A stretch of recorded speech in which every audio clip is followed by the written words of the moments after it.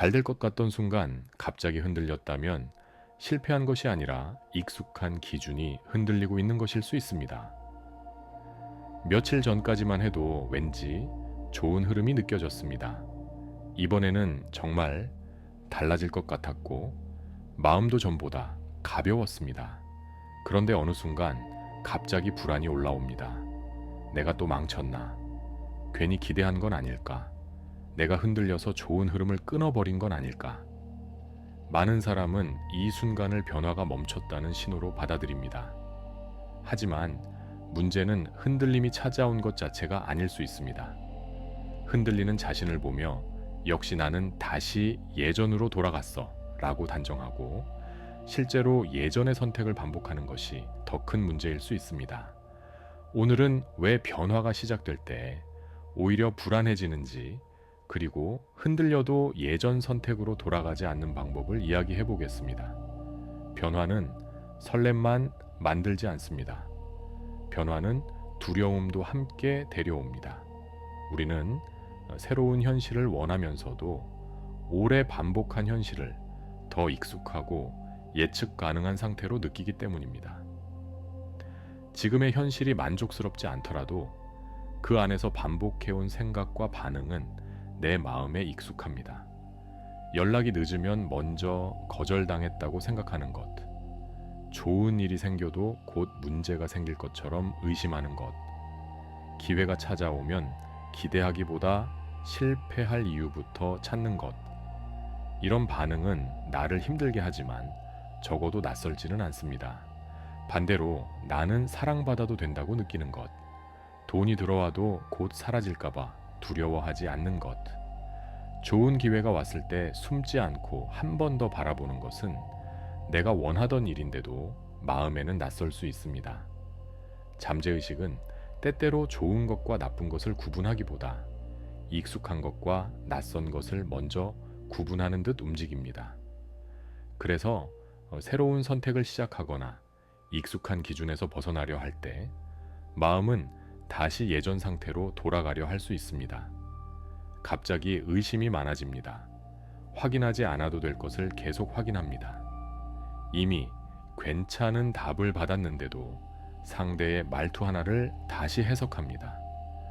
좋은 제안이 왔는데도 괜히 감당하지 못할 것 같아 답장을 미룹니다. 통장 잔액을 보고는 아직 아무것도 달라지지 않았다며 모든 가능성을 닫아버립니다. 이때 우리는 생각합니다. 역시 나는 안 되는 사람인가 봐. 하지만 이 반응은 당신이 변하지 못했다는 증거가 아닐 수 있습니다. 오히려 그동안 너무 익숙해서 보이지 않던 기준이 드러나기 시작한 것일 수 있습니다. 사람은 완전히 익숙한 상태에서는 자신이 무엇을 믿고 있는지 잘 알아차리지 못합니다. 하지만 새로운 선택을 하려는 순간 그동안 숨어있던 두려움이 모습을 드러냅니다. 사랑을 받아들이려 하니 버려질 두려움이 보입니다. 돈에 대한 태도를 바꾸려 하니 잃을 두려움이 보입니다.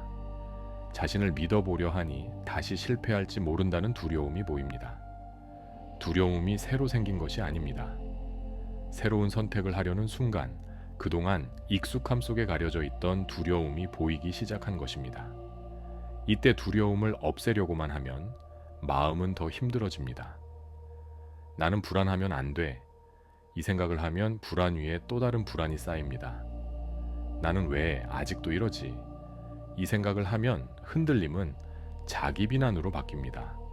그리고 자기 비난이 시작되면 마음은 가장 익숙한 방식으로 돌아가려 합니다.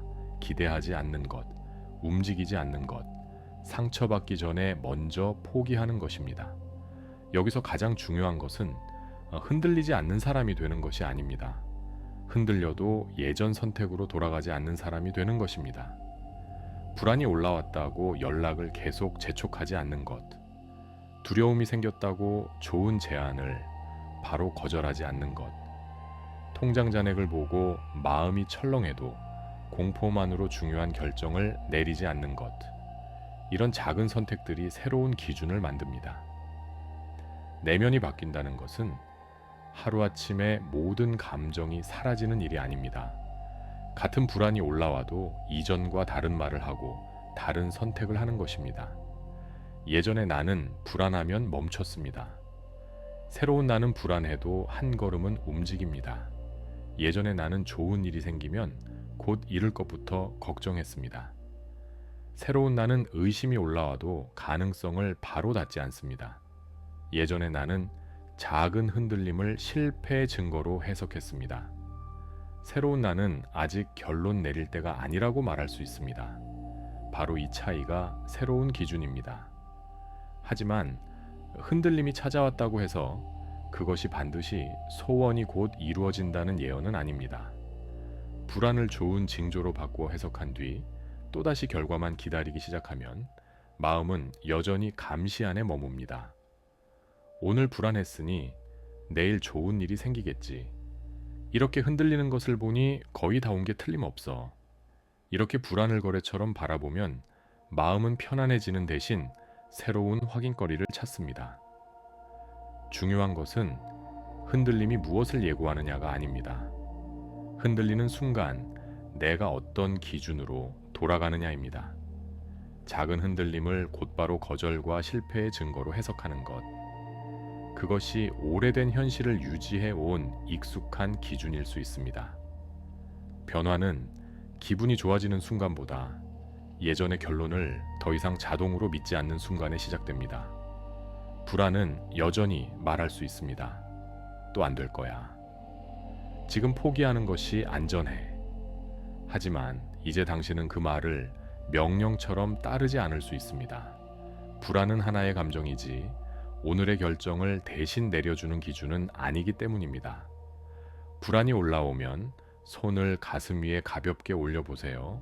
숨을 천천히 들이마시고 길게 내쉽니다. 그리고 마음속으로 이렇게 말해보세요. 나는 지금 무너지는 중이 아닙니다. 나는 지금 변하는 중입니다. 이 불안은 실패의 증거가 아니라 익숙한 반응이 다시 올라온 것일 수 있습니다.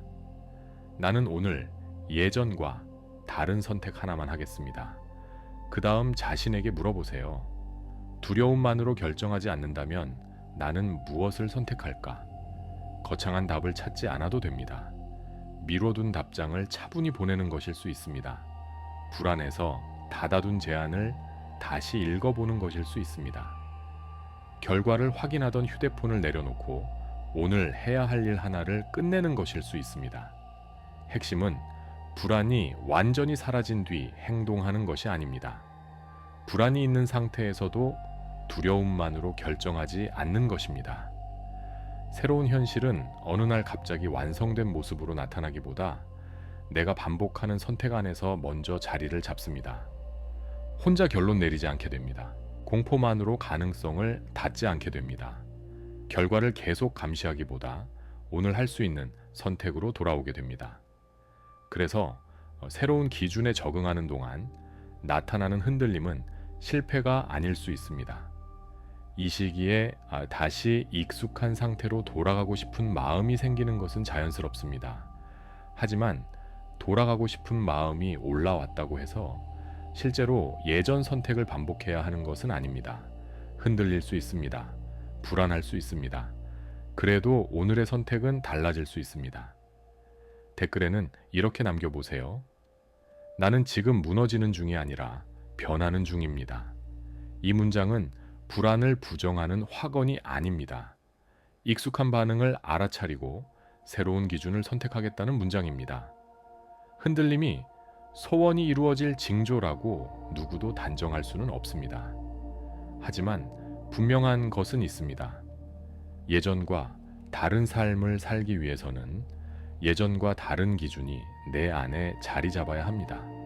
그리고 그 기준은 아무런 불안도 없는 날이 아니라 흔들리는 날의 선택을 통해 만들어집니다. 잘 될 것 같다가 갑자기 흔들렸다고 해서 다시 처음으로 돌아간 것은 아닙니다. 당신은 다시 망가진 것이 아닙니다. 지금 흔들려도 예전 선택으로 돌아가지 않는 법을 배우는 중입니다. 감사합니다.